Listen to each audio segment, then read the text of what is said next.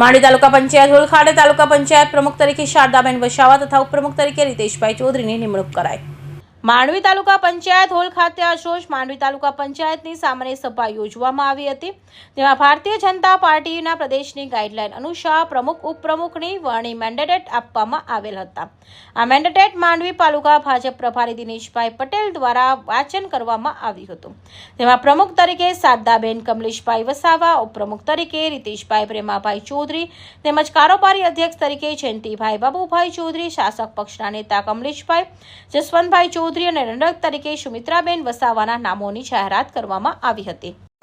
આજ રોજ માંડવી તાલુકા પંચાયતની પ્રથમ સામાન્ય સભા માંડવી તાલુકા પંચાયતની કચેરીમાં માંડવી તાલુકા પંચાયતના હોલમાં મળી હતી, જેમાં પ્રમુખ અને ઉપપ્રમુખની ચૂંટણી રાખવામાં આવી હતી।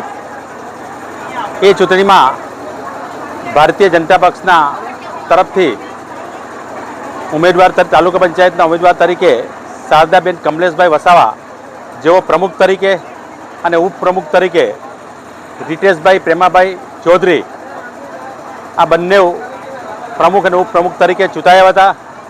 અમારા તમામ સભ્યોનું એમને સમર્થન હતું અને ચૂંટણી અધિકારી તરીકે ટીડીઓ સાહેબ એમને પ્રમુખ તરીકે શારદાબેનને અને ઉપપ્રમુખ તરીકે રીતેશભાઈને ચૂંટાયેલા જાહેર કર્યા હતા,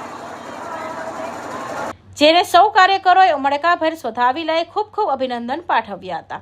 તેમજ માંડવી તાલુકા પંચાયત હોલ ખાતે પ્રથમ સામાન્ય સભા ટીડીઓ રાજેન્દ્રસિંહ પરમારના અધ્યક્ષ સ્થાને યોજાઈ હતી, જેમાં ચૂંટણી પ્રક્રિયા હાથ ધરવામાં આવી હતી, જેમાં પ્રમુખ તરીકે શારદાબેન વસાવા, ઉપપ્રમુખ તરીકે રીતેશભાઈ ચૌધરીના નામોની જાહેરાત કરવામાં આવી હતી।